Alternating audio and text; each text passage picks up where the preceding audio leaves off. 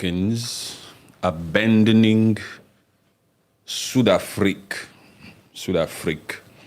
We have to say Sud-Afrique because that's how the Afrikaners say South Africa in Afrikaans. White South Africans abandoning Sud-Afrique, saying we don't want it anymore. We were just pretending when we were fighting for it. We are ready to go. We are ready to bounce. Let's go to the United States of America, the land of the free, home of the brave, Statue of Liberty and all. Let's go to Dallas, Texas. Let's go to Virginia, Dulles, Virginia. Let's go over there and start a better life. We have been suffering. We have been going through a G-side. These Afrikaners are out here leaving the supposed land that was theirs. They fought so hard. And the craziest part about this shocking news is the fact that South Africa already in itself is the most unequal country on the planet. The most unequal country on the planet. And now we have the South Africans saying, sorry, we are refugees. All that you've always heard, that 70% of South Africa belongs in the hands of the minority, of the Afrikaners, of the white man, is a lie. They're out here trying to take our land. And so we've had enough. Thank God the orange man is out here saying we can leave. We are refugees. We've been suffering. We've been discriminated against. We've been persecuted against. We need to leave for a better life. Let all the Afrikaners put on their iPads, their Apple Watches. The beautiful white little girls with long, beautiful blonde hair come out here with their headphones and their pink backpacks. Get on this freaking chartered plane. By the government. Not just any government. First world country. The U.S. of United States. Yeah. They chartered a plane for the so-called discriminated against Afrikaners. Yes, the discriminated ones, the human beings that are being discriminated against. These Afrikaners have been living a terrible life. Oh. This particular white skin has been going through so much. It's unacceptable that there's a place on this planet, in this particular South Africa, where the white man is being persecuted against. No. We need to speed up the freaking process. We don't care if it takes years for some other folks who are also seeking refuge, who are also seeking for a better life. We don't give a crap about Haiti. We don't give a crap about Somalia, Congo, any of these freaking places, Afghanistan, Palestine, or Gaza. We don't give a crap about that. Let's go down there to the South Afrique. Yeah. To the South Afrique and make sure that we give these people a chance at life. White Afrikaners. Yes, they have been suffering so much. They have been discriminated and they have been suffering. They have just been so-called unalived, left, right, and center. They've been going through a lot. Yes. There's a G-side against them. They're being persecuted. Their land is being taken away from them. We don't care whether they are black or white, okay? Says Donald Trump. Donald Trump came out here and said, I couldn't give a crap, I couldn't care less whether they are. Doesn't matter to me what skin color they are. I don't care what weight they are. I don't care what. It's just terrible what's going on there. And this mainstream media, they're just not talking about it. I don't know why you're not talking about it. If it was the other way around, you wouldn't stop hearing about it. But Congo has been going through this for the last 30 years. Your particular mainstream media that you are saying, if it was the other way around, has not been talking about Congo G-side. Yes. Where? But it's not about color, okay? It's not about color, people. Please don't get it wrong. It's not white privilege. It's not about Afrikaners. It's not about these folks. No. It's about the fact that certain human beings are going through some terrible stuff. They land could. Emphasize on could. So the land is not even freaking taken away yet. Yes. And it's not even, they don't even know if it's going to be their land or not. Yes. These particular boers. So boers is what? What is a boer? Who is a boer? What is a boer? A boer is a term given to some of these white Afrikaners who are, Yes. who are farmers, right? Yeah, that basically means boer in Africa, in English, means a farmer. And so mostly the boers in South Africa, they are white. So it's white boers. That is it. And they are descendants of the Dutch Cape Colony. Cape Colony. Yes. That freaking word Cape again. No wonder this Cape Independence also decided to have the word Cape. Yes. Cape Yeah. what? Please say it again. So Cape somewhere up there? Yeah, Dutch Cape Colony. Dutch Cape Colony. From the Cape of Good Hope. Yes. No, but the Cape of Good Hope is the one in the Western Cape. Yes. Or the descendants to the west Descendant. of to the Cape of Good Hope, Cape de Bonne Espérance in Western Cape, South Africa, past Simonstown. If you're not South African, welcome. This will be a geography lesson for you. If you are, we stand to be corrected if you know South Africa better than we do. Sorry, I am Congolese, but I'm well traveled. I'm one of those Pan-Africanists that's so passionate about these issues. Welcome to the show, everybody. Thank you very much for joining us. We appreciate you. We don't know where you're coming in from, but feel free to conversate. Feel free to participate. Let your thoughts be heard. Subscribe if you haven't subscribed. Follow us on all social media. You are where you want to be. Yes, we are extremely talkative. We believe in these things. We are passionate about these things. Yes. And here at Rules Voices, we make sure that certain voices are heard. We be the voice for the voiceless. So we also have to be the voice for all the refugees that have been applying to go to a better place in this world, and their applications has been freaking stalling or under a freaking desk somewhere for years. Yes.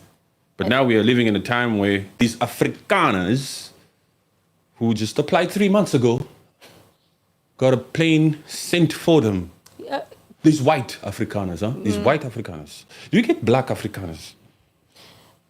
I've never heard of it. Yeah, you understand what I'm saying? Because, they actually chose that term Afrikaners. It was a strategic way of coming up with that term, huh? That name. Yes. To put the word because it sounds like Africa. Yeah, the term Afrikaners is mostly used now in this day and age of South Africa because most Afrikaans speaking people are white. Most Afrikaans speaking people are white. Yes, in South Africa. So that is why they are called the Afrikaners. The Afrikaners. You get black people there in South Africa that also speak baie goed. Yes. Afrikaans, huh? Yes. Did I say that right? Yeah. They speak Baie goed. Baie goed, yeah. Baie goed. Sorry, I'm learning. I'm Congolese, okay? We are multicultural over here. We do our best. We try to be as linguistic as we can. Some black South Africans also speak baie goed Afrikaans. Yeah. They go to Stellenbosch University. Stellenbosch University is in Western Cape, right? Yes. Yes. They were all the wines come from. Do you know how beautiful Stellenbosch University is? Shoo! Everybody always talks a lot about UCT, the University of Cape Town.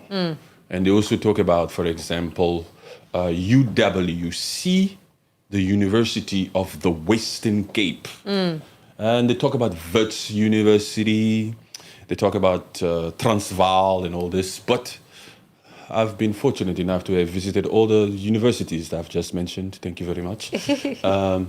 But that particular Stellenbosch University, the architecture, the infrastructure, Yes. the buildings, the facilities, the faculties is top notch. Yeah, they get them from far and wide. The faculty from the Stellenbosch University, they are pretty high end. And they have money. Yeah, they are well funded. These same freaking Afrikaners who are fleeing, you're saying they're being persecuted again. They have the most money in South Africa.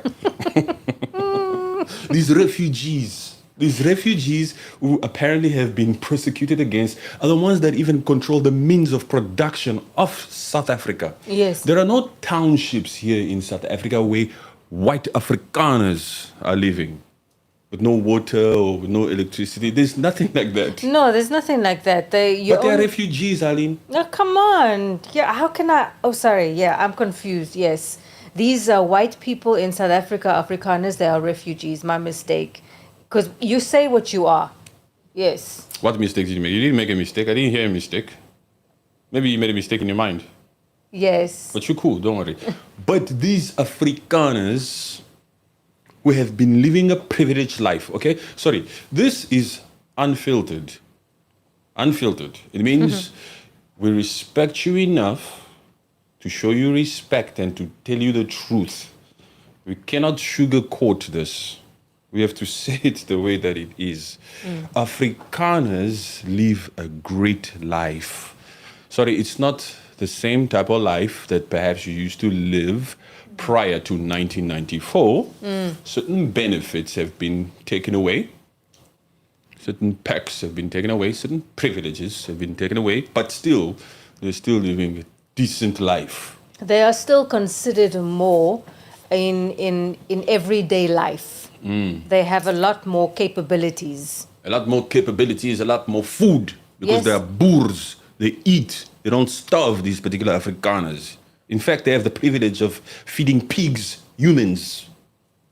Like in Limpopo, that story that came out here where those boers analyzed those black folks and fed them to pigs. Yeah. I still can't believe that story. Even those Afrikaner pigs live the privileged life. Because Hello. what? They got good meat. Yes, man. Those Afrikaner pigs, Afrikaner pig boers, they live the privileged life. They had the privilege of feasting on human flesh. Goodness. The actual thought, just going back to that thing, that story, the actual thought of that pig farmer who said, okay, after he unalived them, feed them to the pigs. Yeah. If you guys don't know the story, just Google it. It happened in Limpopo a few months ago. Not a few months ago, maybe 7 to 8 months ago, 9 Yeah. months ago, maybe close to a year now. But those particular boers are still in custody and are still on trial. That trial is taking a long time, huh? Yeah. I hope that trial, the decision of that particular trial will actually just come out now.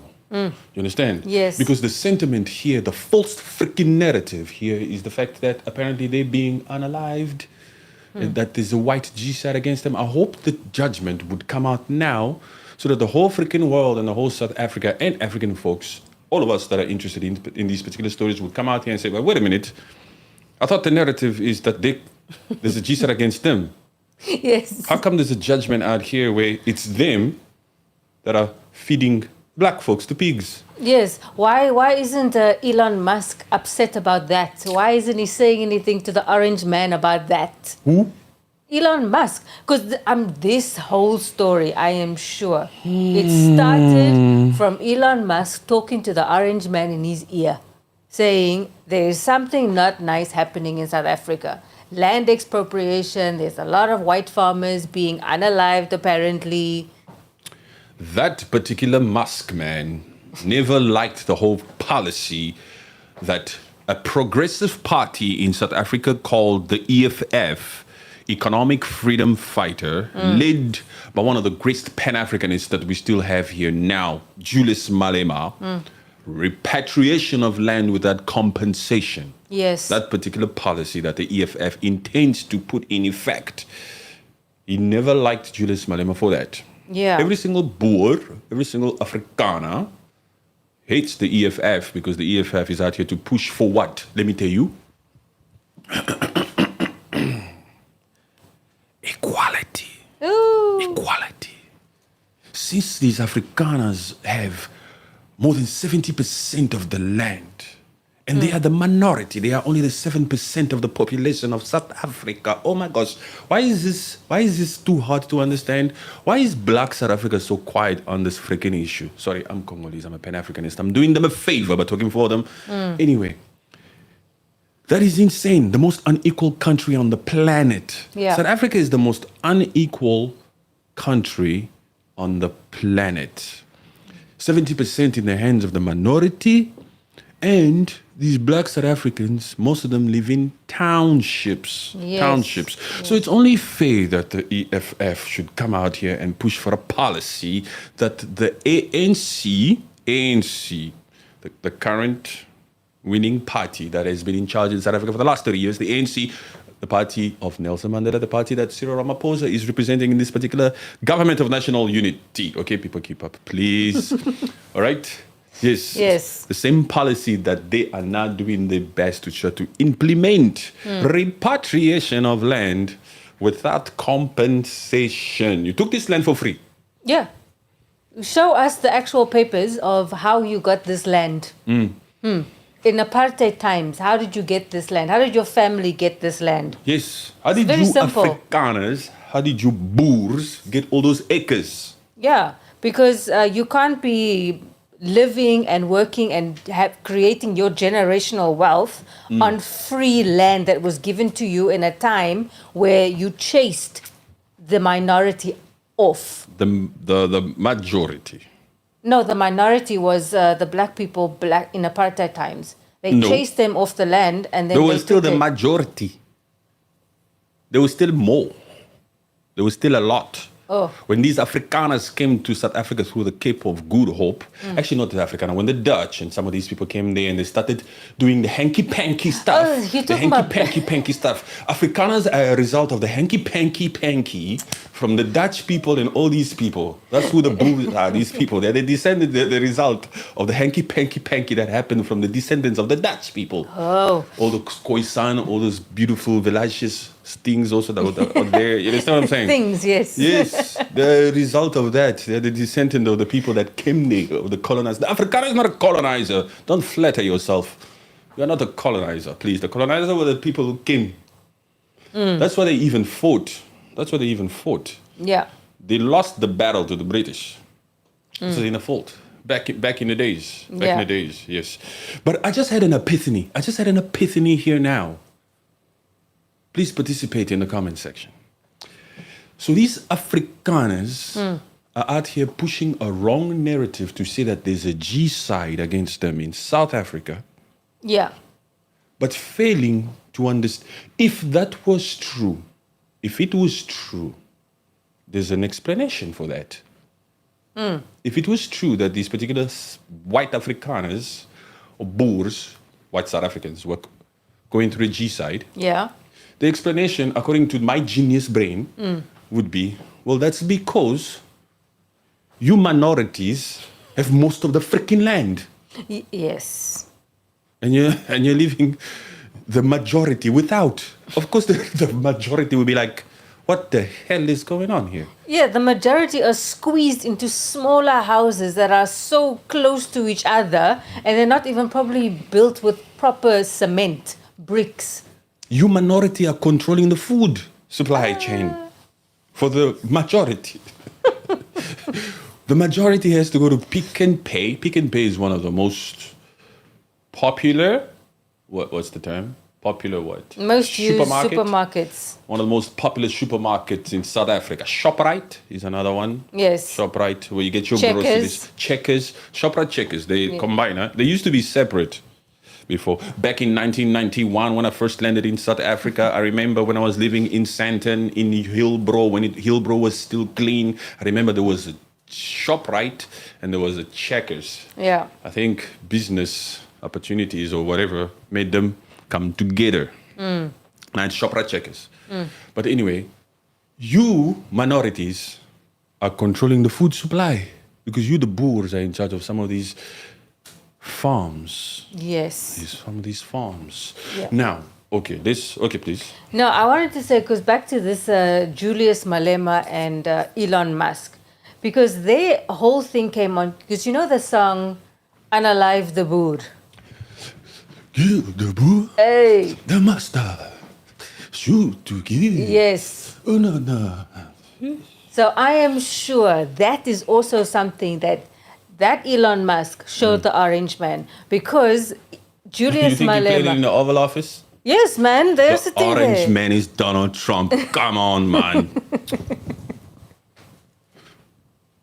And then, so because Julius Malema, he sang that song in front of like a crowd of 90,000 people in the 90,000 black South Africans Yes. were chanting. chanting that song in FNB Stadium in Gauteng. You to kill Hey, the master. yes. You to kill the Roma. You the boo. Yes.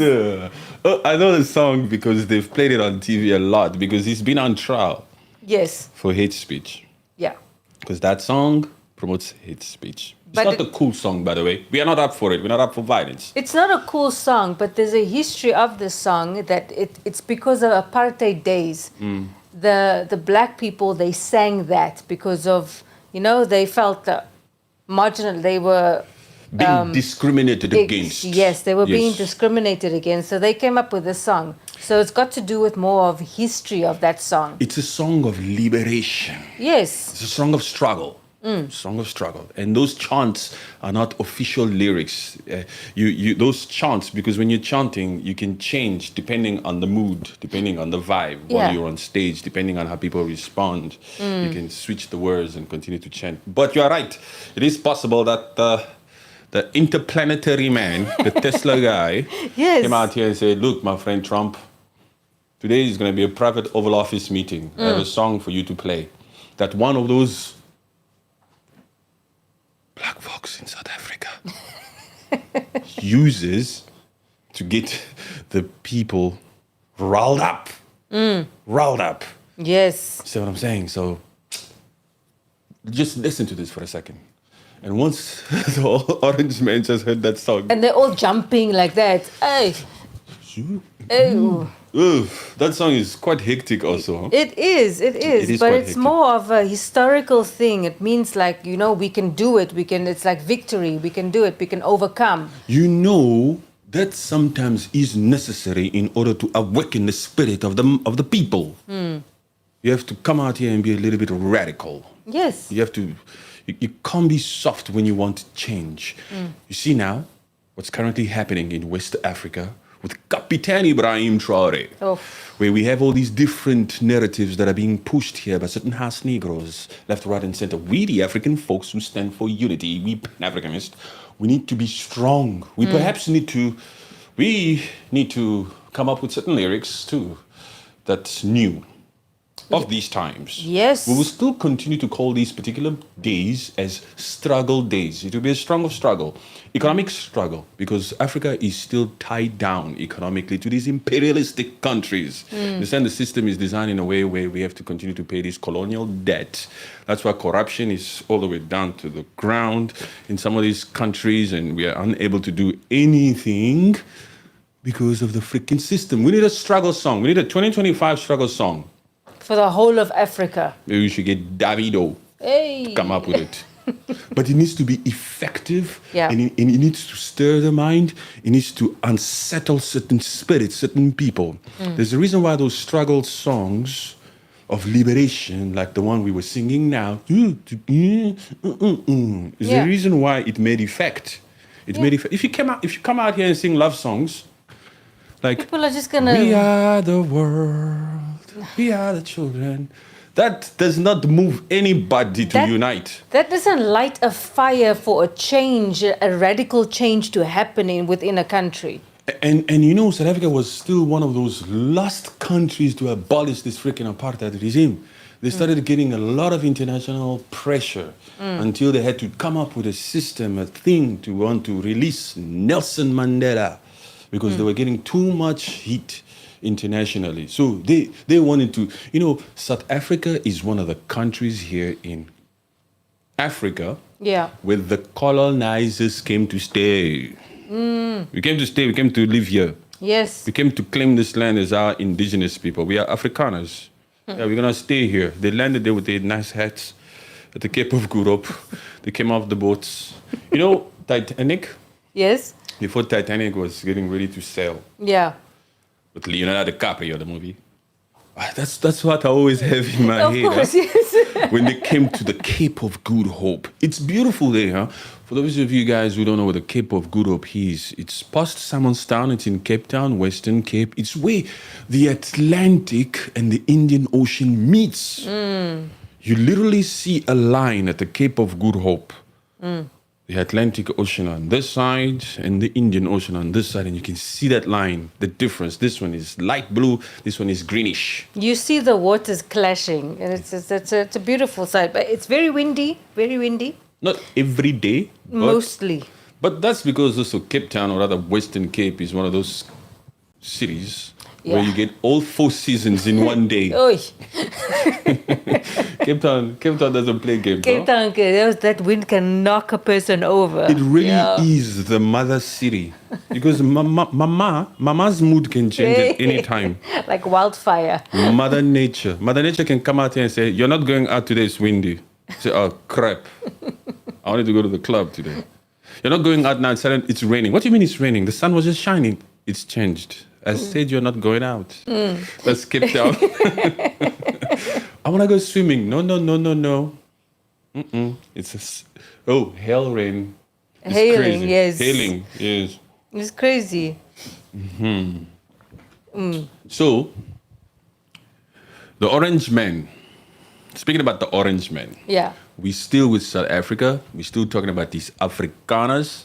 Okay, before we go diving deep into the Orange Man and speak about his trip to the Middle East, where he went to Saudi Arabia, secured a deal for $600 billion, and then he decided to get on this Air Force One, land in Qatar with fighter jets, and secured another deal for $1.2 billion. And then after that, the Orange Man said, "What? Let me go to the creme de la creme of the UAE, Abu Dhabi, the capital city," and landed over there and secured another deal worth of $1.4 trillion.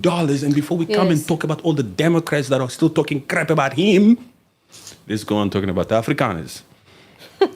Okay. So, the Afrikaners, they are also here with the privilege of having whites-only towns. Oh, Whites-only towns. Afrikaner-only town. Sorry, you have to check those black people coming there by the boom gate, huh? Who are they? Who are they coming to see here in this Orania? I think In they this Glenfontein? they might be lost. No, They no, might no, be no, lost. What is this? no. Let me... Make sure that they have at least if they want to stay, make sure that they have less than 2 nights of nights here. Watch them. They cannot buy here. We don't care how rich they are. They cannot buy here. Only an Afrikaner can buy in Orania, okay? They cannot buy here. We can listen to that struggle song.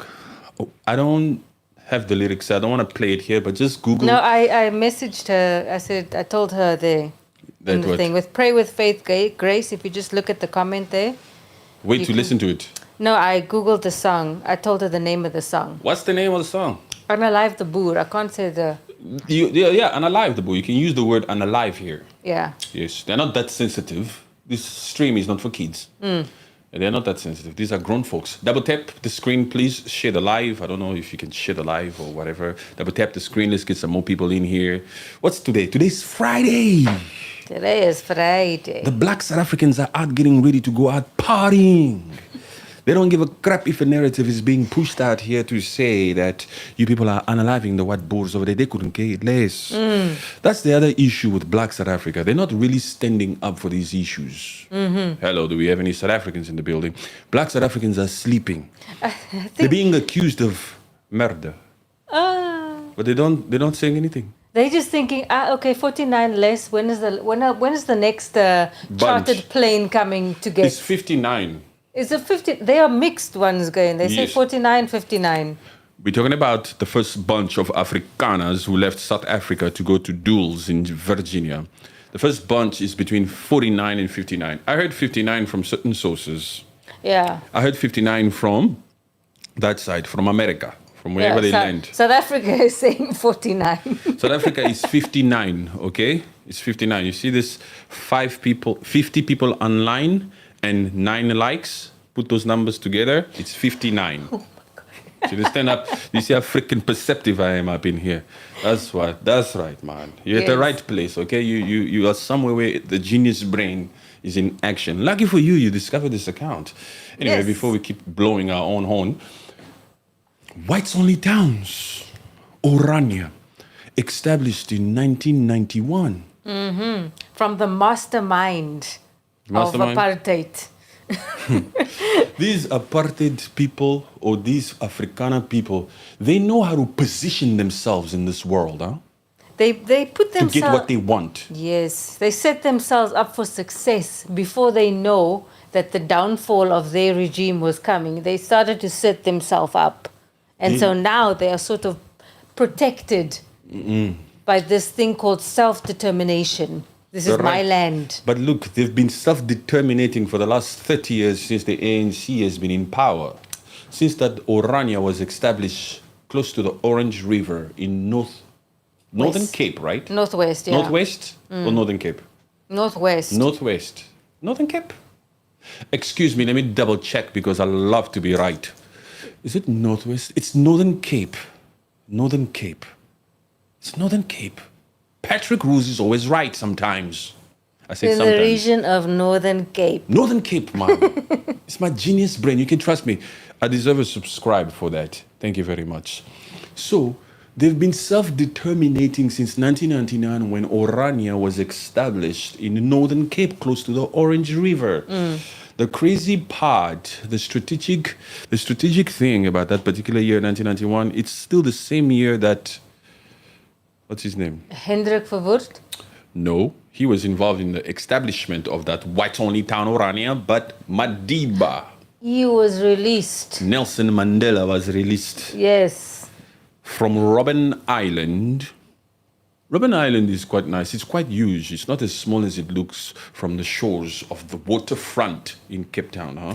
Yeah. Once you actually get there, it's quite big. It's very huge. big. Yeah. Yes.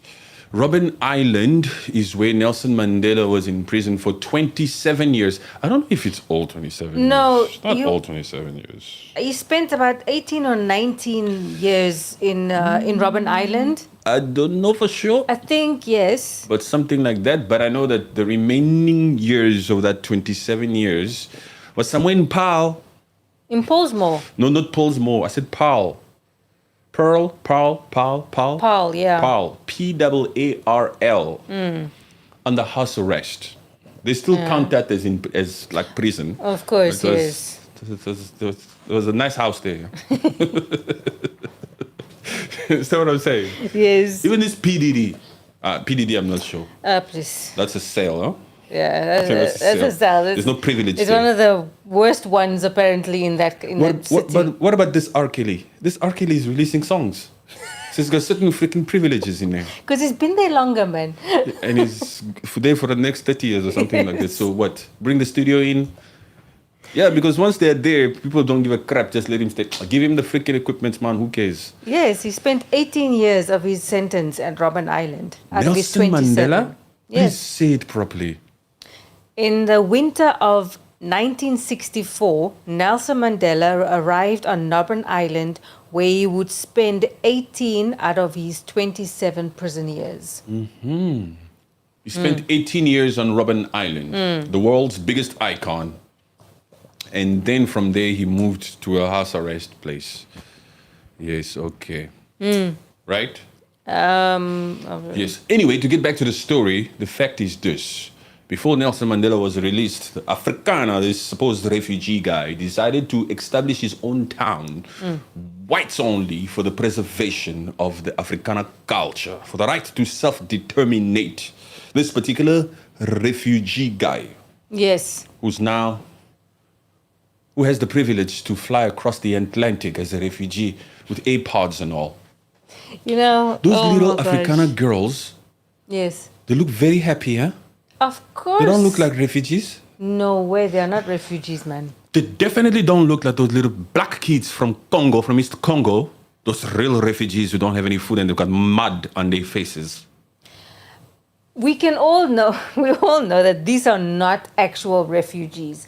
I mean, the whole thing of the US government chartered a plane for them, and the arrival in Dallas airport. Of these Afrikaners. Of these Afrikaners. It's not like any other refugee arriving in the US. No. This is like VIP. This is a red carpet treatment. They were greeted by the Deputy of Secretary of State, who? Christopher Londo. Which Yes. refugee gets an official to come and welcome them? Welcome to the United States of America. The Deputy Secretary of The State. Deputy Secretary of State, Christopher Lando, and also the Deputy Secretary of Homeland Security, Christopher Londo. Troy Edgar. Troy Edgar. Yes. Also, there's a Troy Edgar, Yes. who's this Deputy Secretary General. What? Deputy Secretary of Homeland Security. Homeland Security. Yes. The Deputy Yeah. of Homeland Security What? was there. Yes. To greet these 59 Afrikaners. And that one, Christopher Londo, Yes. The Deputy Secretary of State. the one who works for Marco Rubio. Yeah. Wow, wow, wow, wow, wow, wow. No. We must keep them. They must pay. No, chop. I'm Afrikaner, so I'm listening just to see, really shocked to see this. Pamela Smith, I don't understand what you mean. Is Smith an Afrikaans name? Her name is Pamela Smith. She says, I'm Afrikaner. So I'm listening just to see. I don't think Smith is an Afrikaans name. But anyway, keep listening. We still at this. But the privilege, which refugee on this planet gets sent a plane, chartered a plane, gets on the plane with AirPods and headphones and all this and backpacks and all this, Yes. and gets greeted when they land there by top officials. Top officials. My goodness. We're actually living in a world where there's some people who get that kind of treatment. And then there's like, for example, let's just throw a number here. That was 59, right? Yeah. And like 15 million Congolese who's lost their lives in the last 30 years. A G-side, a real G-side, that mainstream media does not report. That's been going on there for 30 years. Yes, while the rest of the freaking world comes to the Democratic Republic of Congo in Kivu to loot all those natural resources left, right, and center that they desperately need so that they can continue to aim to be interplanetary. The same freaking Elon Musk that needs the cobalt of the Democratic Republic of Congo so bad to advance his dreams, his wildest dreams. The Rocket Man. He's still the same Rocket Man who's out here saying, look at the Afrikaners. They need help. Yes. So he doesn't care about where he eats. He doesn't care about where he needs all that cobalt. Where he's been benefiting also, huh? Together with these apples and everybody. Whatever, that's just black. Let's get these people over there. Let them be greeted by Homeland Security and all. Yes. And the fact is, it's like, what was the process of them actually being approved or vetted, as the South African government has said? They've been vetted as approved to be able to go. Okay, vetted is like criminal offenses and things like that. But the classification of refugees, that is not there. As a refugee, for example, or somebody who seeks asylum, or somebody who needs help, you need to go somewhere. You need to fit a certain criteria to qualify as a refugee. You need to be politically persecuted against, politically, or any of that kind of thing, or your life is in danger, survival, and all this kind of thing. But these Afrikaners live on acres. There was one funny Afrikaner who already did an interview there in the US who came out here to say, I've left my 5-bedroom home. My 5-bedroom house. I left my dog. I left my cars, mother. And I left my cars. You left your cars. You left your 5-bedroom homes. You left your dogs. Things that Black South Africa could only dream of. And you're saying you're being persecuted against. You weren't safe. It's not good enough. Because he explains that my gates of my land, they were being vandalized. Excuse me? Well, that's because you minorities decide to leave the majority without. What do you expect, you minorities? Of course, there'll be more freaking crime towards you. People are desperate. People are sick and tired of seeing you minorities with everything, with all these freaking acres. You understand? Of course, the majority will come out here and say, we don't have freaking water, we don't have this, eggs are expensive, left, right, and center, but you boor, this is supposed to be Black South Africa. We've been in power since Madiba, since 1994, but still our lives haven't changed. Of course, some vandalizing will happen here and there. Yes, of course, man. And this which guy, is not right, but we know why they're happening. and this guy who actually who spoke out, one of the first ones to speak out from those 59 that went, he's saying he also owns a mining company in South Africa. That boer. That boer Who did an interview, I think it's on what? with BBC. With BBC? Yes. In the US there? Yes, in New York. In New York. Oh, Yes. New York Times. No. Is it on New York he Times? did No. BBC. BBC in New York. And so he also says that he also has a mine. He also owns a mining company. All of this, by the way, people, let me tell you, these people are leaving South Africa. These white Boers, these white Afrikaners are leaving South Africa under the assumption that their land might be taken away. With no compensation. It could be taken away. They haven't taken it away yet. You haven't started suffering yet. You understand what I'm saying? They could take it. And let me tell you something a little bit about this compensation. It's by law. It's through a court. It's not just random walking up to every freaking farmer or boer here and just tossing him out. Yeah. No, it's not like that. And even when they say compensation, they're not saying everything. And they're not just saying immediately give. They're saying, first of all, there's a process here. It's through the court. You need to prove where did you get this land? Where are your title deeds? How did you acquire this land? What do you do that's in the interest of the public with this land? Boer, we're talking to you. These Boers, they still have the tendency. I'm talking to him, he's busy cleaning his teeth. Yes. Boer, I'm talking to you. This is the courtroom, huh? This is the courtroom. They still have the tendencies. They still have the tendency, huh? Like Julius Malema told one of those BBC reporters. I remember that interview. When Julius Malema told that interviewer, Don't come here with your tendencies. hey, listen here. You see this? This is a revolutionary building. This is not a newsroom. This here you behave or else you jump. You don't come here with that tendency. Don't come here with that white tendency. Hey, Julius Malema, no jokes, man. I love it when people are always being real and authentic. Yes. Look here. This is the truth that we are saying here. We love white folks. We are not racist. No. We believe they should. For me as a Congolese person who knows South Africa very well, and I've traveled there my first time there in 1991, these particular Boers gave up. They gave up. It shows a spirit of cowardness. Actually, let's talk about the other strong-willed, good, upstanding, moral Afrikaners, Boers, just to balance this whole stream out, okay? So that people don't think that we out here just saying, you're Boers, you're crazy, you privileged, these people just be hating. We're not hating. So let's talk about these other white Boers who are pissed off. Yeah, because the narrative of the ones that are in South Africa, they're saying there's no white G-side. Yes. The claim is false. Yes. They all say we are relatively safe in inverted commas. Yes, well, South Africa also, you're not the most safest country. Yes. That's not Qatar, huh?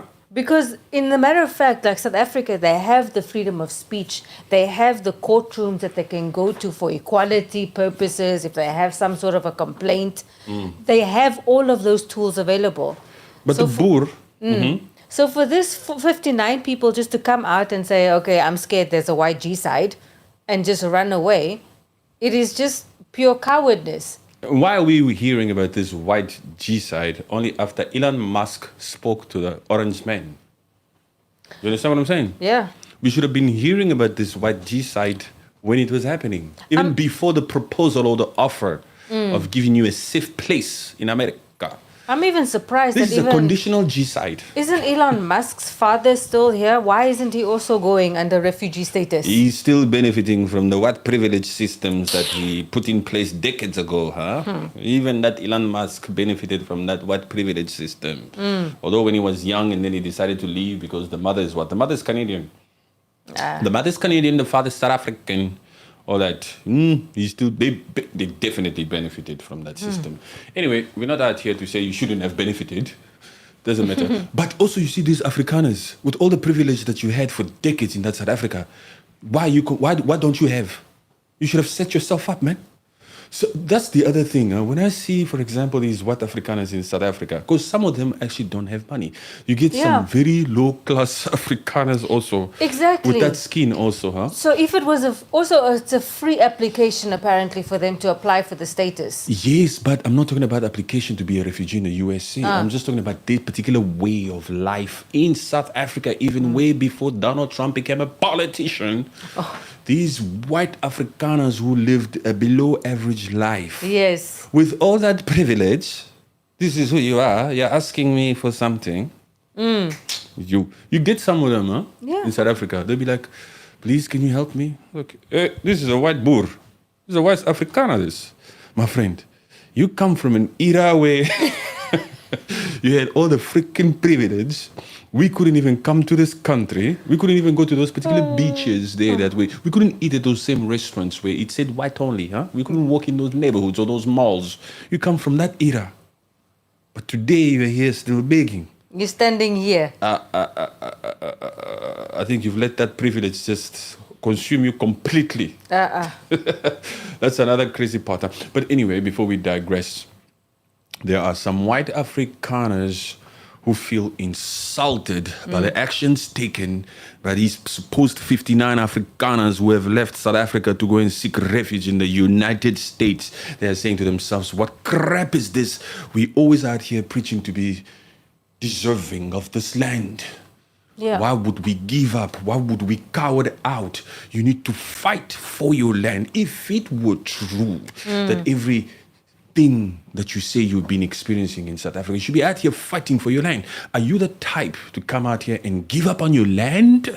Give up on your land. Yeah. There shouldn't be anything that should cause you to give up on your land, especially in these conditions. Now, we understand the kids of the Democratic Republic of Congo or Somalia or of Haiti. Those are real war-torn countries. That's a war zone. That's a difficult life. Yeah. Some of those people, they get bombs that are dropping on displacement camps. That's a real G-side, man. You see limbs. There you see limbs. There's no limbs here Not on bodies, by the way. my friend, please, relax. So anyway, some Afrikaners are pissed off. I like how you articulate this topic. Keep pushing Pan-Africanism forward. Thank you very much. We're pushing Pan-Africanism forward because we believe that we've been disadvantaged for the longest time. For far too long. Africa as a whole. Just because we are here pushing Pan-Africanism and wanting to live in an equal society, in an equal world, it doesn't mean that we want bad for the other people. We just want an equal playing field. So even this that South Africa is currently doing now, where they want repatriation of land without compensation, is because South Africa is the most unequal country on the planet. We need to repatriate this land so that we can balance out this inequality. It is because of this freaking inequality that the crime rate is so freaking high. Some people are way too desperate and some are walking around with Boero's types of stomachs here. Boero's is going to cost them a lot of dollars in that US. It's going to cost them a lot. Hey. Those particular Afrikaners who are now in the US. And this guy who did the interview with BBC, he's already said that they are starting from the bottom. Their lives won't be the same as what they had in South Africa. Yes. So what are you doing? Why? That is the truth. That is the truth. And we expect that. Those Americans have attitude, huh? Yeah. So some of those Americans will be like, what? Man, you moving in? You're moving in, right? Welcome to the United States of America, boor. You are the guys. I am the boss here, okay? I am the boss here. I'm the father of all the kids of this freaking neighborhood. I don't care if they are your biological kids. Those little girls will have to listen to me here. I am the Uncle Tom here. Yes. Those Americans won't play games with them. They have to start from the bottom. They have to prove themselves as they go up that freaking social ladder. Yes. It's true, man. Americans are also feeling like... some Americans will actually... Unless wherever these people end up living, there's some good, kind-hearted Christian folks who are just like, oh, It's so shameful what was happening. But those people aren't stupid also. Those Americans. They'll be like, sorry, there was no G-side in your country, huh? Yeah. You're a smart one, huh? You applied, huh? You got a free ride, huh? You took advantage of the Trump administration, huh? Huh? You understand what I'm saying? But these Americans would also be like, you need to prove yourself in this society. Yeah. You need to prove yourself. You got here for free, but now when you're here, you need to work hard. There's no way I'm letting my kid get that freaking accent, huh? But That Afrikaner accent. Huh? You better tell your kids to understand the lingo. Straighten up. We're talking about cookout. We're not talking about a braai. What is a braai?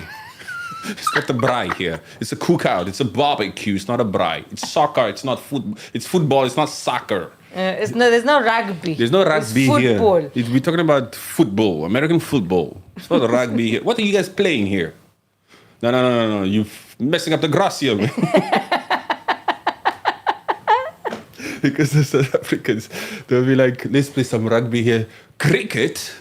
Cricket? What sport is this? We keep it light. We clip it light. But they're going to be provided basically with everything as they arrive in that US. Yes. They have meal coupons. Coupons. Where are the African Americans Oh my gosh. who are living on some form of welfare there in America? There's some Americans. These Boers will live a better life than certain Americans. Yeah. Woo. Hello.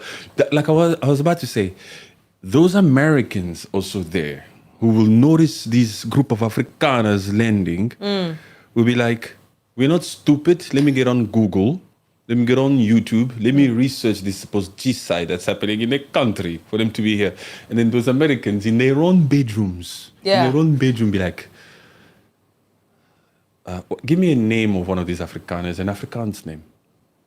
This one who did the interview with BBC, his name is Charles Kleinhuis. Charles Kleinhuis said that he came from a G-side. There's no G-side in South Africa. We don't see anything like this online.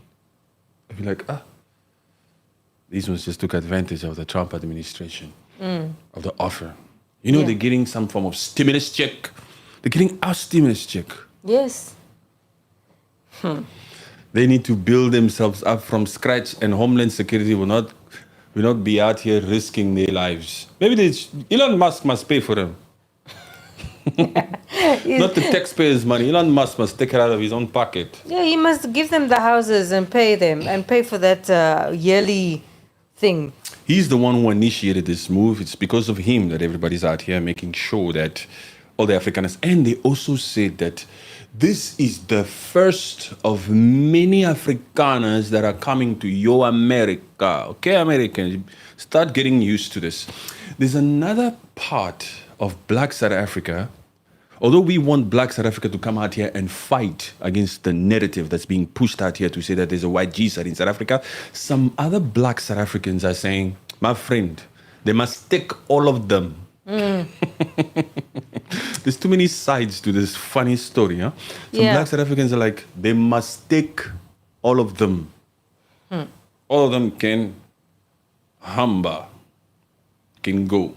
Yeah, it's just, they were just, for me, they're just complete opportunists. The fact that they just said, okay, Trump administration, there's a white G-side happening here. I'm going to take advantage. Opportunist. That is all that they are. Black South Africa, are you perhaps, let's bring another aspect to this. Yeah. Hello my people, hello my Pan-Africanist guys, double tap the screen, support the live if you can, send some super chat. We want to see the first one here. Let's see who's here. I even forgot about these freaking super chats. But anyway, let's keep going. Thank you for double tapping, whoever you are. Thank you for double tapping, appreciate you. Double tap, like the live. All of you guys, thank you very much. Let me give you some more. When Michael Langley, the general of Afrikaner, came out here to spill some crap, to talk shit about Kapitan Ibrahim Traore, the only president in Africa. The revolutionary leader. The revolutionary leaders. Africans got pissed off Africans said to themselves, we will not allow this freaking general to come out here and push a wrong narrative, because this is exactly how they started with Muammar Gaddafi before they took him out. During the administration of that cheerleader called Barack Obama. They push freaking narratives out here so that they can then do their utmost best to freaking conduct some sort of a freaking operation to get rid of anybody that comes out here and stand up against them, against the freaking system. We don't want Africa to be united. This particular individual called Ibrahim Traore is out here stirring up some crap. He has the audacity to kick France out. No. 20 freaking coups, assassination attempts, left, right, and center. Oh my gosh. Michael Langley comes out here to spew these freaking lies, to push this freaking wrong narrative. Africans got pissed off from all over the world, Yes, they're united against the narrative of what the West is trying to push. Yes. It was beautiful to see. It's still beautiful to see. We haven't stopped. There's another march, a global march, coming up on the 25th of May this month. They're organizing it, especially in that Ghana. Hey. Yes, so more protests, because you guys didn't hear much about the protests that took part in on the 30th of April. All over the place, in Kenya, in Nigeria, in South Africa, in London, all over the place, in Jamaica. Thank you, Jamaica. Jamaica, we love you so much. Jamaica, you are still remembering where you're from. Jamaica, these Jamaicans have morals. Yes, they do. I love these Jamaican people because they never forget their roots. They are for African unity for sure. So Africans came out here to decisively unite and stand against those false narrative of Michael Langley. Now, I was thinking, the allegation of this supposed white genocide that's happening in South Africa against white folks, why didn't the Africans come out here to try to protect South Africans against this freaking supposed genocide against Afrikaners? Dun, dun. You know, we have to confront ourselves also first, before we completely unite. You cannot change what you don't acknowledge. You cannot unite apples and oranges. Yeah, that's true. That is what's happening between Black South Africa and Africans. Black South Africa likes to isolate itself. Yes, they very. We've gone through our own struggle, and now we are just enjoying our lives, not bothering ourselves with what's happening outside the country. Black South Africa thinks they've made it. Yeah. Yeah. We don't care about what's happening outside the country. Stay in your own country, you makwere. Don't come to South Africa. That's the language, that's the lingo that comes out of the mouth of certain Black South Africans out here. Hey, you must go back to Zimbabwe, okay? Leave us, we are suffering, we are trying to build our country. Go and build your own country in Congo. Leave us alone. Do you know that some of our troops passed away in that Congo? Go back to your country. What are you talking here? That's Black South Africa for you. Because they've you remember Chidima? Yes. Chidima, Miss Universe. Yes, they socially, culturally, they just attacked her online. They discriminated against her because of Yes. what her parents did. Chidima, if you guys don't know, is Miss Universe. Not Miss Denmark. We don't know who's Miss Denmark. I don't know. Chidima grew up in South Africa, born in South Africa, but her parents did some sort of thing with her ID. And so now it came out here to say that, sorry, we don't know how you acquire your South African citizenship. We are revoking it. You're not allowed to participate in this particular pageant to represent South Africa, okay? I'm sorry. You need to vacate. Anyway, she resigned by herself. Black South Africa came at her just because her father is Nigerian. And her mother is what? Mozambican. Mozambique, yeah. But she was born in South Africa. Black South Africa came out here to take time to spend energy to attack this black queen Yeah. who grew up there, who speaks that language.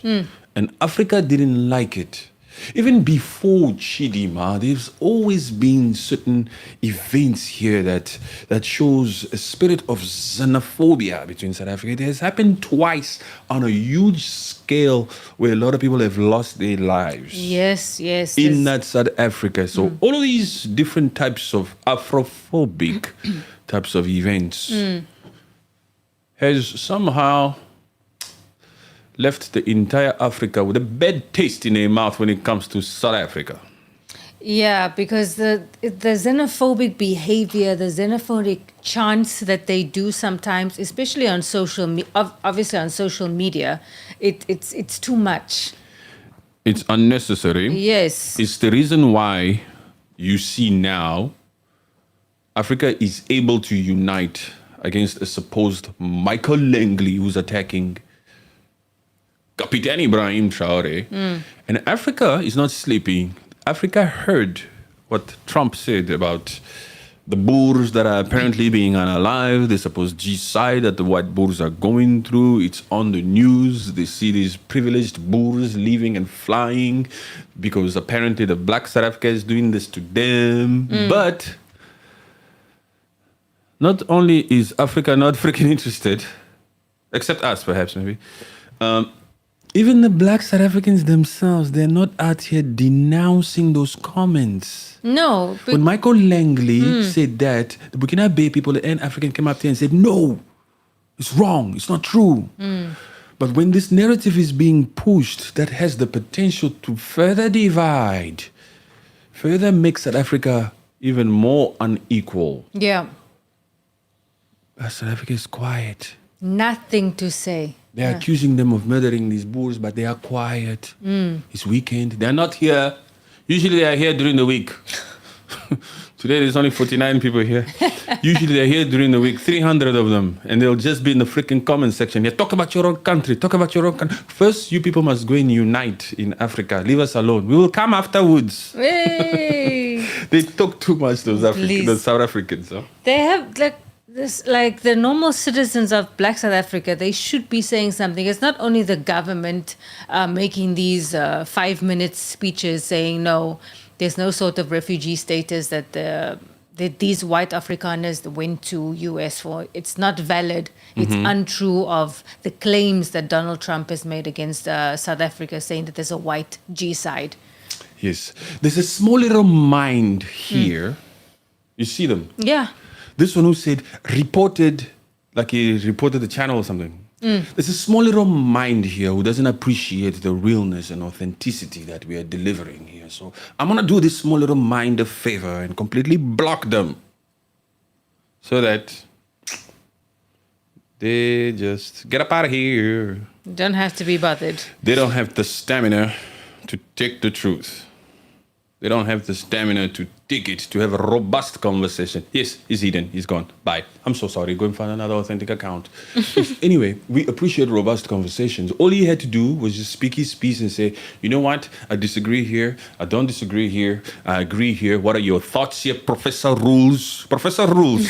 Professor Rules. I understand this is a master class. What are your thoughts about this? And then I'll come out and I'll acknowledge him. I'll say this, that.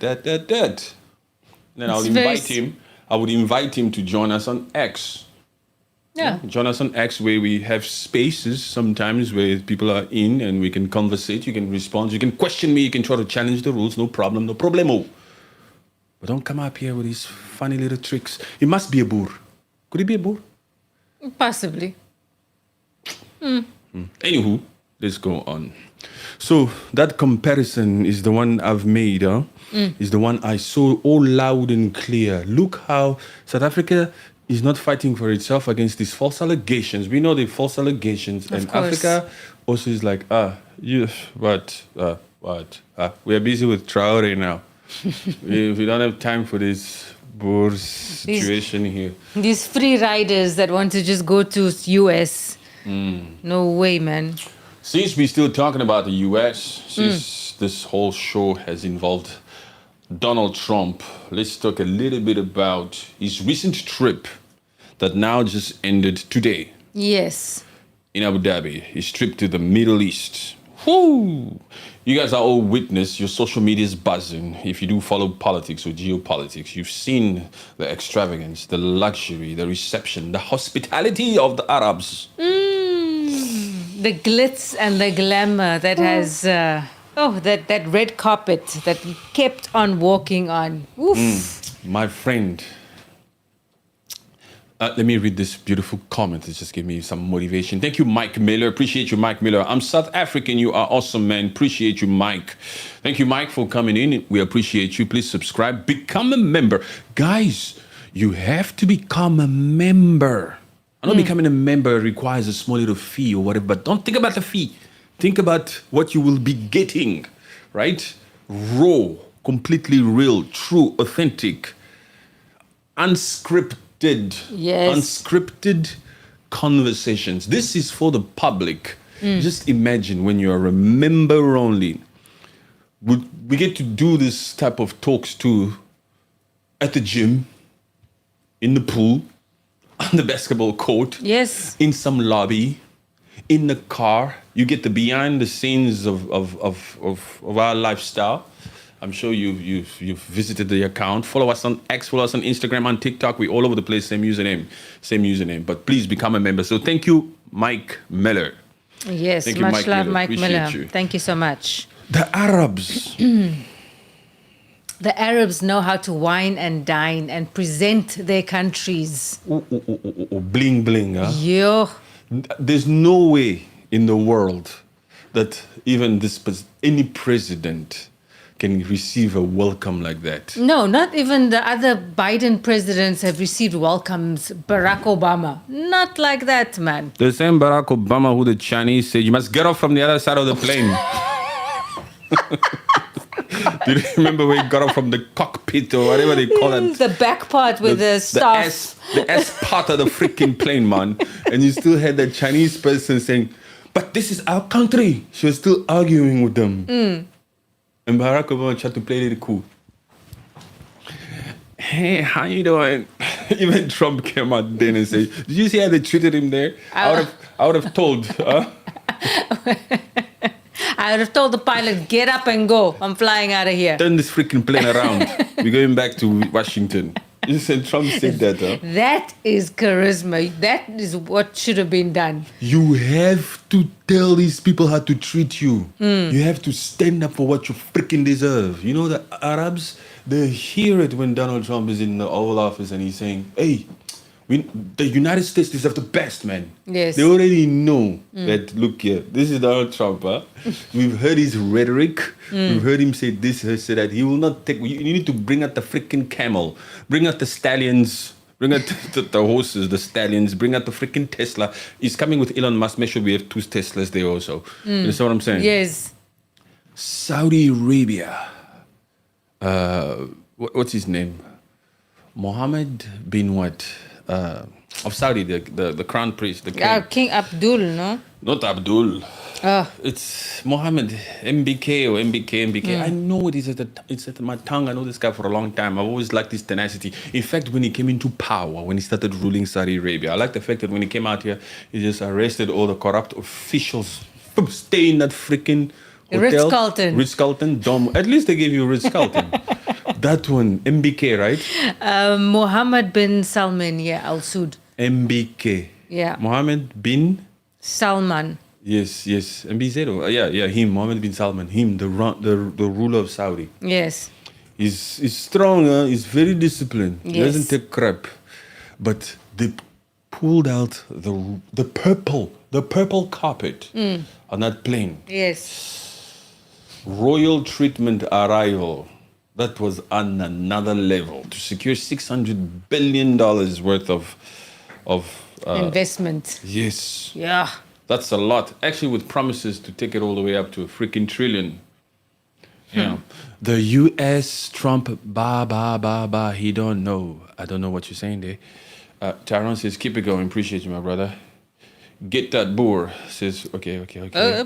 Those refugees will find out one day that black Americans are not as docile as those blacks back home. Hey, they're going to find that out pretty soon.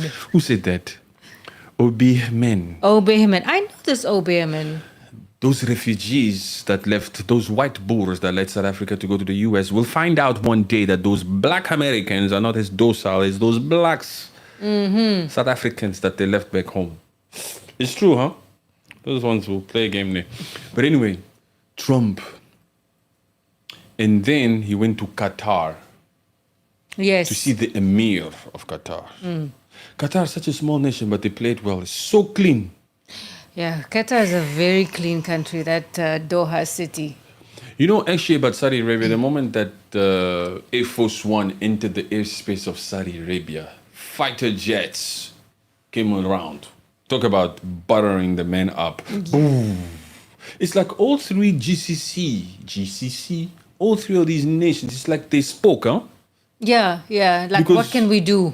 It's like nobody outshined anyone. Everybody came out here top notch. Yes, they all yeah, they did, yeah. It's like they spoke. It says, look here, we may be different countries here in this GCC, but let's show the rest of the freaking world that we the Arabs, we don't play games with our palaces, we don't play games with our roads, we don't play games with our marble airports, and we don't play games with the protocol. Yes. With the protocol. And we are the ballers. We don't play games with money. Let's put a T on every freaking thing here when he arrives here. There's a T here, there's a T trillion. There's a T, Really? T. Oh, Saudi Arabia, investment secured or whatever, worth 600 billion, yeah, but with hopes yes. of taking it to $1 trillion. Not a billion. Yes. Trillion. Forget these freaking millions, man. We're not talking millions here. We're not even talking about that $400 million plane that you freaking social media people are out here going crazy about. Yeah. You understand? And then he goes to Qatar, he secures a deal with $1.2 trillion. Shoo. Donald Trump. He comes to the UAE there and then he does his thing in Abu Dhabi where he secures $1.4 trillion. This guy just made the US deals and brought money back to the US in those amounts, almost $3 trillion. Which freaking president has ever done this? He's a businessman. He's a business mogul. That's insane right there. I mean, I've always liked Trump, and there's certain things I disagree with. For example, this particular refugee thing that's happening here. I don't think those are refugees, but I had to pick between him and Kamala. Listen, but at the end of the day, man, the mister is delivering here. Yeah. Every single American, whether they voted for Donald Trump or not, when they see the way the world respects him, when they see the way the Arab nation respects him, all of them are coming out here saying, that's our president. Whether they like it or not, whether they will never be on social media to really admit it. Even those that voted for Kamala, those Democrats, in their hearts of hearts, they're saying, yeah, that's right. Yeah. That's Air Force One. That's Yeah. America. That is the way it's supposed to be greeted. Yeah, I bet you, all those Democrats. But you see, these Democrats, a lot of them have evil inside them. They'll never come out here and be real and authentic with what's happening. They're still finding reasons. Meanwhile, back in America, while Donald Trump is securing these $1 trillion deals, in America, these freaking Democrats are out here still spitting his name down to the ground, criticizing left, right, and center. In fact, even before they show the show, Yeah. they were saying, do you think they'll pull out a red carpet for him? That's probably CNN that said something like that. Some of these freaking Democrats and these news outlets, do you think they'll pull out a red carpet? Shut your mouth. Shut your mouth. You got more than just the red carpets. You got purple carpet. Eh. You know, purple carpet is reserved for royalty. It's a what about Abu Dhabi? When he was working out, they brought these young girls out. You know, the Arabs, they pride themselves with their hair. Yes. Hello? OnlyFans girls. Listen, you OnlyFans girls. Listen here. This is not OnlyFans type of a woman, huh? You understand what I'm saying? These are women who belong to great families. These are the ones they use to say, welcome, Mr. President. They're busy moving their hair like this. Welcome, Mr. President. This is not an OnlyFans chick. Yes, yes. It's a sign of its respect, its beauty.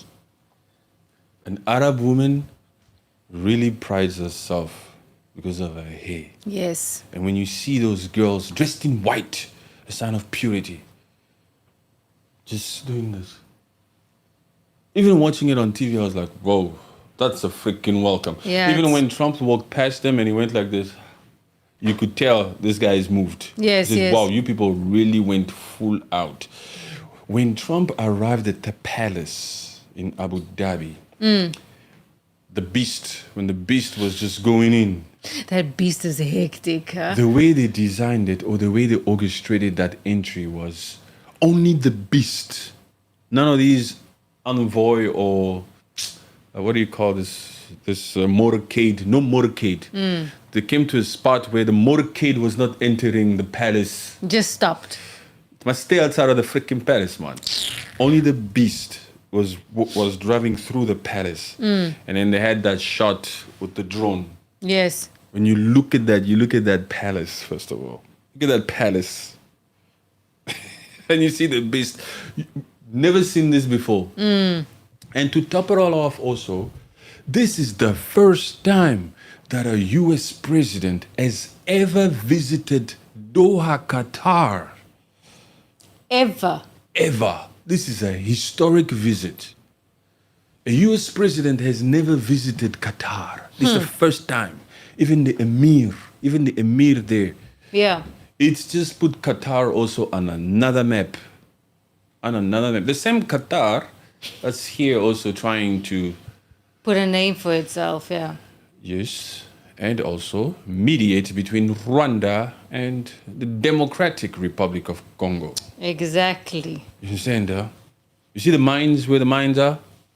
So next time these puppets from Africa, from Congo, and from Rwanda come to Qatar, whether it's the freaking delegations or if it's the puppets themselves, come to run to Qatar, they'll know that, wait a minute, we just saw what you people did for Donald Trump. they'll listen. That's why you see the first time it was the Emir who sat with Felix Tshisekedi, the president of the Democratic Republic of Congo, and Paul Kagame, the president of Rwanda. It was the Emir. Yes. After that, Delegations. you people deal with those African countries, okay? Look, please, I have a branch. I'm telling you, man. But just look at it. I was watching this whole visit by Donald Trump into the Middle East. Yeah. So you look at that, this is America with Donald Trump, they're talking trillions of dollars, right? And at the same time, you cannot help, as a Pan-Africanist, you cannot help but to turn your back around and look down there in Africa. The Africans. What a contrast. What a contrast. It's marbles on this side. It's fighter jets. It's people gifting each other $400 million types of Boeings. Yes. It's girls with the hair, with long hair, no wigs. I'm sorry, that was a little bit below. That's under the belt. Sorry. Do I have everybody's attention, please? And you look on this side, zero infrastructure, zero healthcare. Oh my God, poor education. These airports don't even have. There are no presidential airports. Abu Dhabi, wherever Trump landed. Yes, it's that private one. That's a private presidential airport. That's not the commercial airport of Abu Dhabi. That's reserved for presidential people only. Yes. Even when he came straight out of the Air Force One. Yeah.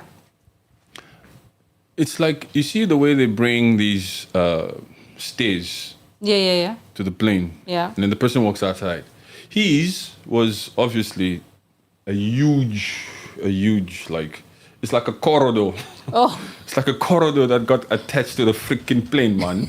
He's walking straight into like a mall type of a situation. Yeah. It's not a tiny little 2-meter corridor where he must walk out. No, man, he's already walking into a freaking hole from the plane. Yes. Just shows you how they build these things. And So you don't really feel that heat. You don't feel the heat. Now, some places also you don't need to feel the heat. You don't need to experience the exterior. But you can see even from the duty free. Look at that thing. It's attaching all the way to the door. Yeah. Not like that. This looks like the plane is attached to the freaking building. You understand what I'm saying? So anyway, as a Pan-Africanist, you look at all of that and then you think and say, where are we as Africans? We need to also strive to be able to better our country like that, to be able to receive a welcome out of respect. We need dignity like that. water. We need water. Something so simple. First, we need water, Aline. I'm sorry we are laughing, but we need water first. Sometimes the simple things that we need it's laughable. It's How can something we- you can fix so easily. How can we think about marbles when we don't have freaking electricity, man? How can we? There's no education. That's why when we see Ibrahim Traore go to Moscow to meet Putin, he's saying, I don't want aid. Captain Ibrahim Traore to Putin, Vladimir Putin. I don't want aid. I want knowledge. Yes. I want you people to continue, because there are already some Burkinabe people that are studying in Russia. Yes. Me as Captain Ibrahim Traore, the youngest president in Africa, what would mean the most to me and the people of Burkina Faso is if somehow we can get the knowledge to be able to go back to our country in Burkina Faso and duplicate that which that you are doing. I will continue to work and give bursaries to Burkinabe people to come to Russia, to Moscow, to study, to have the knowledge so that we can do it ourselves. Yes. Understand? Into science, technology, and all these types of stuff. And also, please, it will be even better if you, the Russians, if you, Vladimir Putin, can come to Burkina Faso and duplicate those same types of university there, so that the people of Burkina Faso can also start to learn these things. Education first. Yeah. He's saying, help me with better infrastructure within the country. So build the buildings, build the infrastructure of universities so that my Burkinabe people can learn. Yes, not just the buildings or not just the infrastructures. The infrastructure, we can do it on ourselves. We're already building 5,000 kilometers worth of roads in Burkina Faso per Yes. year now. Those are ambitions, those are aims. When France was here, we've only had 3,000 kilometers worth of road. Only one freaking road here in Burkina Faso. Our cities, our provinces were never connected. Now I'm doing that as Captain Ibrahim Traore. That's one of the reasons why my people love so much. So when Marco Langley comes out here and pushes wrong freaking narratives of corruption, to hell with him. He must apologize. I like that speech, huh? You must apologize. He said, this Michael Langley must apologize. But I think there was some report that he also said, where I will not apologize. He just tweeted something or something. He said, Ibrahim Traore asking me to apologize is an insult. Ah. You still having your face around here is an insult to us. We don't want to see your face anymore, you Michael Langley. You understand what I'm saying? Yes. A complete lie. Because the reason why Africans love Captain Ibrahim Traore so much is because we see what he's doing for the people of Burkina Faso. For far too long, imperialistic country, neo-colonialism, especially France, has been out here to steal and loot all of these colonies. Look Yes. at Niger. All of that uranium was being used for the good and benefit and interest of France. Not of the Burkina Bay people, who 90% of them were still living in darkness. Look, we give you uranium so that you can power up your freaking plants and you are able to sell this electricity, this power, this energy to the rest of the freaking world for a higher price. But you're out here neglecting us and you want to say you are our partners. No, we don't think so. We need new partners up in here. We need to separate ourselves from this so-called bloc called the ECOWAS. That ECOWAS is a bunch of nonsense, just like the African Union. Separate yourselves and do better, Ibrahim Traore. What is this Upgrade 101? Upgrade 101, is that English or what is that? No respect for any orange or what? I don't know what that means. I don't know what. But anyway, it was a wonderful experience. It was just, it put it all back in perspective to see how the reception, the hospitality of how these Arabs, it looks like this Western nation, they respect the Arabs more than they respect the Africans, huh? But no, I'm sorry. That is honestly a given. Because the West, they are just they are using the African countries for their own benefit. And they're still funding them. So how? They're not funding really Arab nations. No. No. Arab nations funds them. The Arabs are out here to give the West money. So Look here. why would we said the- 1 trillion, huh? We use T's here. Yes. We don't use billions and we don't use millions. Yes. We use T's. We've been able to use our genius brains to take the oil that we've had, all the discoveries of the natural resources that we have, to build cities, to build things that look like the freaking future. Soon, we'll have taxis that'll be flying You understand what I'm Yes. saying? In that UAE, I'm telling you, there will be taxis that will be flying from the airport. Some of these African puppets will want to take those taxis. Excuse me, puppet. These flying taxis aren't for politicians. This is for the masses. You want joy rides when you come to the UAE? You puppets are not allowed to leave your nations until you get some form of infrastructure over there. I don't want to see any freaking puppet in the Middle East taking photos. It's puppets. You people should. It's puppet William Ruto. Yes, William Ruto is MBS. MBS is the abbreviation. Yes, Ruto's consolation. At least I am a doctor. Yes, what that Ruto, Kenya. Yeah. They don't want him. They tell him, go, Ruto. Ruto must go. The Kenyans don't want Ruto. We are even throwing shoes at you, Ruto. Get the idea, get the picture. We don't want you anymore. The Kenyans don't give a crap whether this free speech is being suppressed. They come out here and make it be known that Ruto must go. Yeah. That rhymed, huh? Yeah. Thank you very much. Hello, Kenyans. You bring it out in me. It's true. It's the tenacity of the Gen Zs there in Kenya. They come out here and they fight for their future. Yes. They're not sleeping. They follow politics. The Gen Zs of Kenya, of Nairobi, of that beautiful African Eastern country, they follow politics. I wish that the Gen Zs of Cameroon or even of Equatorial Guinea would also come out here and exercise the same bravery, the same strength that the Kenyans are showing here. Although we also know that even in that Cameroon with Paul Biya, free speech is suppressed. Yes. Free speech is suppressed. That's why these puppets, these dictators, they stay in power for decades. This is why an African nation perhaps can never host a foreign leader this way. Oh my gosh, it will take the entire 2-year budget to be able to 2-year do budget. Whatever. 2-year budget. Hey. Even to come close We're still dealing with. to decent. We still need hospitals and schools and water, like I said. These people can never pull out a red carpet.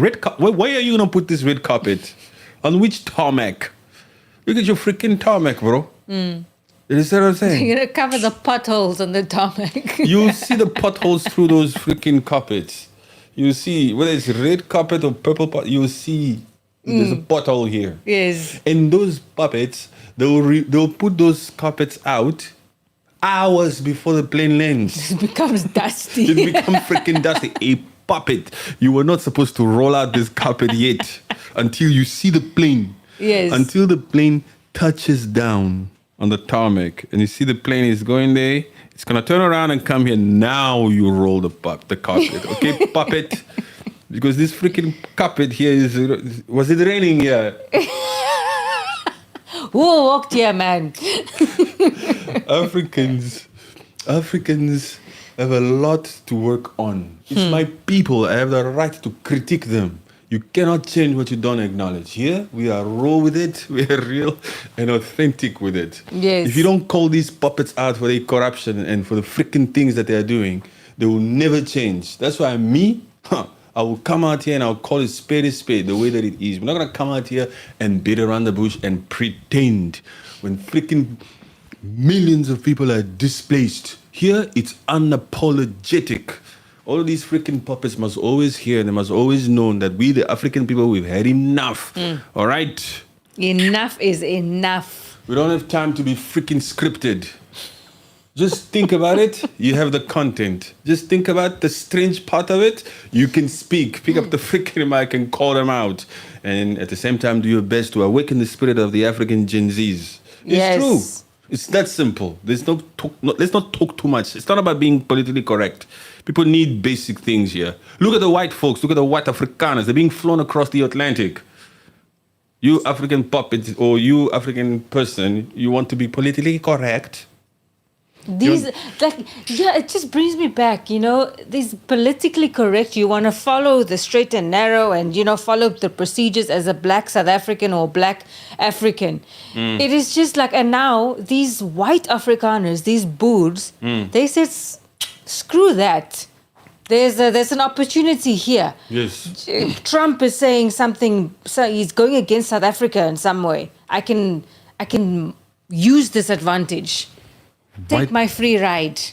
White Afrikaners are not sleeping. Even this whole time while we're talking, even before the supposed offer for them to be refugees in the United States. Yes. The white Boer, the white Afrikaner, the white man in South Africa has been out here to make sure that he annexes the Western Cape from the rest of South Africa. They have plans to make sure that they annex, that they separate the RSA. They want Cape independence. Yes. They want Robben Island and the beautiful nature of the mother city, Cape Town, to be a country on its own autonomy, to call the shots by its own, not to allow these black South Africans out here who've been out here for 30 years full of freaking corruption to lead them. They don't want that. So that Phil Craig. Phil Craig, yes, a UK-born national, a Mulungu. He doesn't even have a South African citizenship. He only has a South African permanent residency, but he's out here with a YouTube channel. They have a YouTube channel. They're not playing games here. These kept independence. Yeah, man, they are going for what they want. They are sending. They're supposed to be sending those delegations to Washington D.C. to ask for assistance on how to be able to annex. Okay, let's connect the dots. Let's connect the dots here. So Cape independence in South Africa that consists of mostly these white Afrikaners who are also refugees are out here. Dutch power, yes, they're out here playing victim and at the same time flying over to the US, and at the same time they're doing their utmost best to annex the Western Cape. Yeah. And they're also flying to the orange man who's already decisively came out here and let it known that he's for them. Yeah. Black South Africa is out drinking somewhere on this Friday. You understand what I'm saying? These people are making moves on South Africa, and that beautiful South Africa. Yeah, come on, South guys. Africa is beautiful, huh? It's only when you leave South Africa, you black South African, that you realize that you've been taking that place for granted. That Cape Town is one of the best cities in the freaking world. Yes. We are the boss in South Africa? Are you a black South African? Yes. Yes, but that Cape Town, that Table Mountain. You.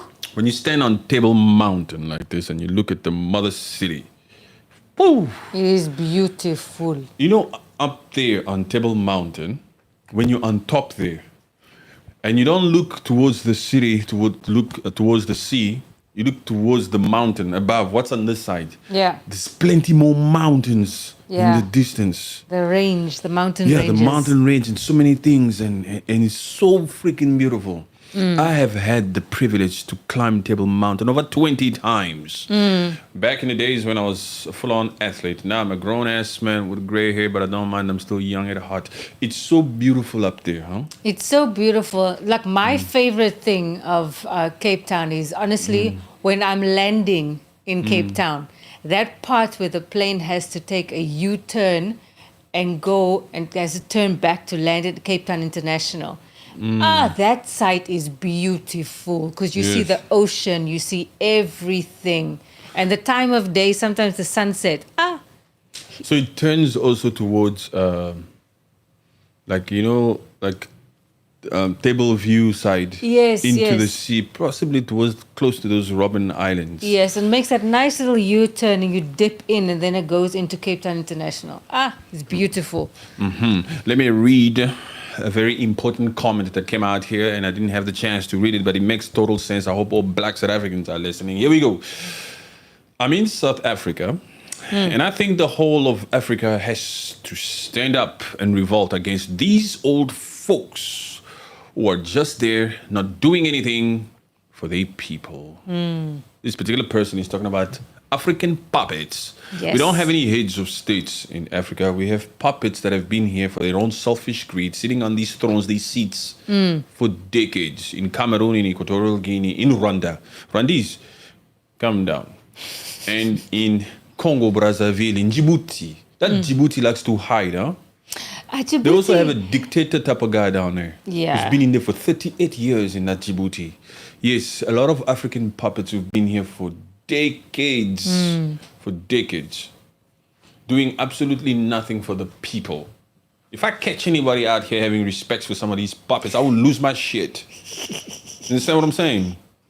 No, man, these puppets, they don't have a leg to stand on anymore. They need to just be taken out of their positions, their These- so-called positions. These puppets don't care about our opinion. Ah, Especially that African Union of an institution, that AU, that gets its money from the European Union. The European Union is out here, led by France, to continue to fund 60% of whatever the African Union wants, that funding. yeah. So therefore, of course, this particular African Union will come out here and only push policies and things in the interest of the Europeans themselves, the colonizers.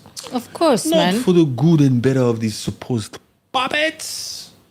Let Rwanda and Congo fight that freaking war over there. That conflict serves us best. It creates a freaking gateway for us to come out and continue to loot the creme de la creme. Democratic Republic of Congo, with all its $24 trillion worth of untapped natural resources, we, the European nations, should be able to benefit of that. These freaking monkeys don't know what to do with their natural resources. Look at them. We should control them. We should continue to use that particular Rwanda as the gateway to those blood minerals. That's what we should do. Yes. Understand? So African Union, come here. You don't have any backbone. You are a puppet. You are a lapdog. We'll give you money. This is what you do. 1, 2, 3, 4. Look, there are coups in West Africa. Use that freaking block, that ECOWAS, and make sure that you conduct a freaking military operation. Better yet, if you cannot do it because social media is big nowadays, because these coups that are happening in that 2022, social media is becoming too crazy. These African folks are awakening. They are awake now.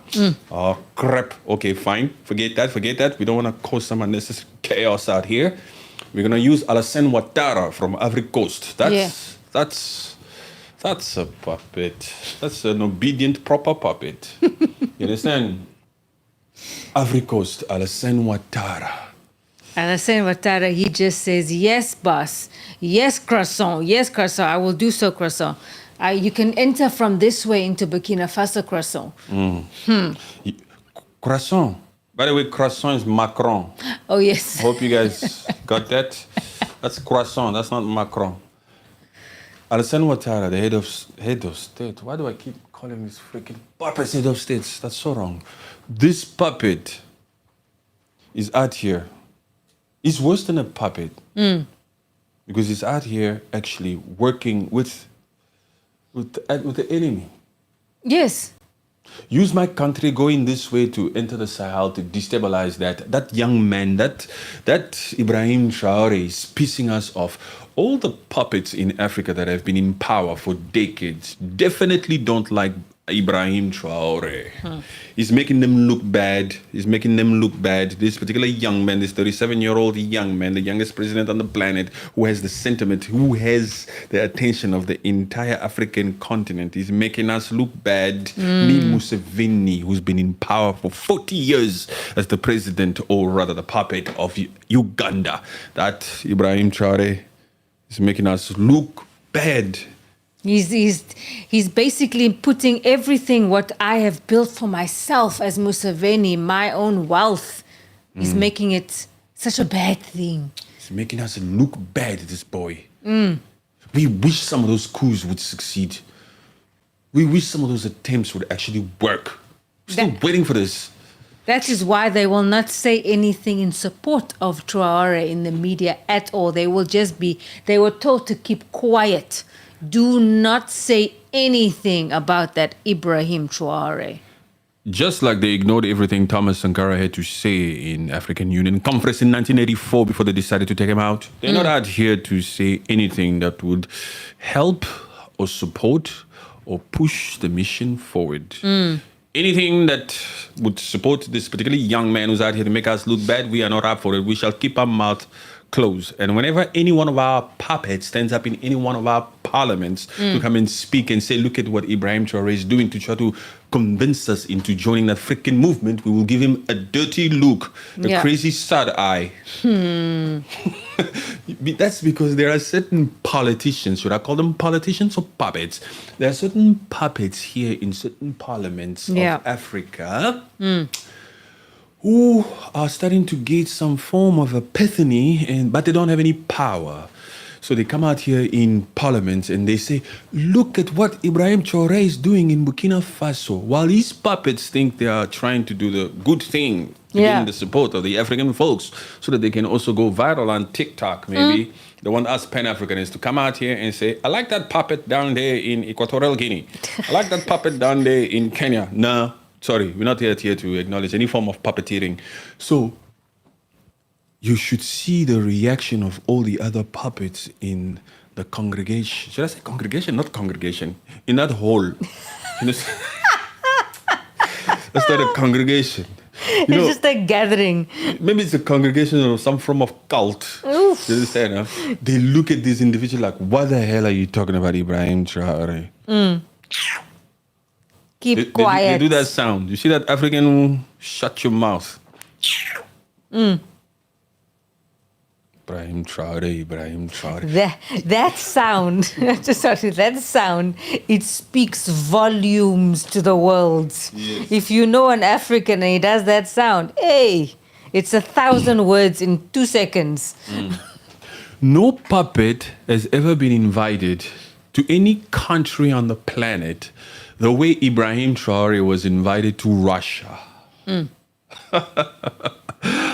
We will send a Boeing for you, young man. You have dignity. You have integrity. You're a man of honor. You're the revolutionary type.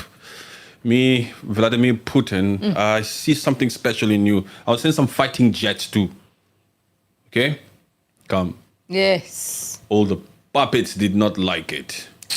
All the puppets were like, oh my gosh. Why is he getting that reception? Why is he allowed to have that sort of a welcome into Russia? It only takes only somebody who has decided to truly, genuinely dedicate their lives for their people should be acknowledged like that. Yes. And God will come out here and make sure that that particular person is acknowledged somehow. Look, we are all led by this movement. We are all a part of this movement. We are all united with Capitan Ibrahim Traore because we see what he's doing. That's why we are so freaking talkative. Some of you people have been here for 2 hours. You can see this mouth is not stopping to talk. We keep talking. It's true, huh? Yes. Yes, you have to have the tenacity to fight for that which that you want. You shouldn't give up like a white Afrikaner. And flee to something that is so free but yet not free. Yes.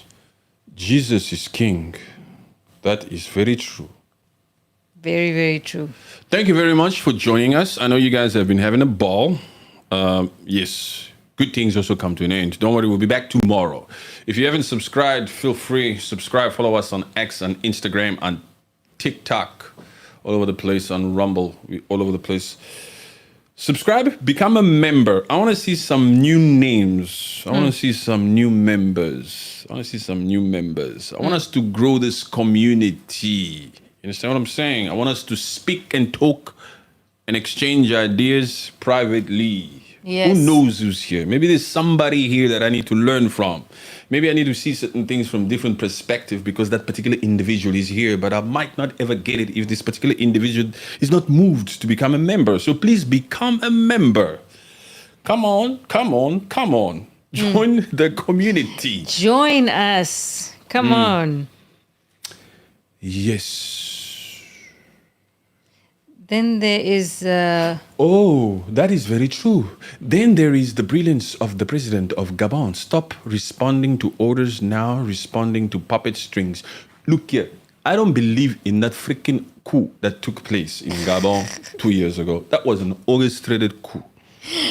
Oh my gosh, yes. Orchestrated, yes. It was such an orchestrated coup, it had French written all over it. They brought out the French costumes to inaugurate that particular puppet. Ooh, I knew it. This one reeks of puppeteering. This has France written all over it. The crazy part of that inauguration, because that particular president of Gabon got inaugurated about 2 weeks ago, 2.5 weeks ago, right? Yeah. You remember that ceremony?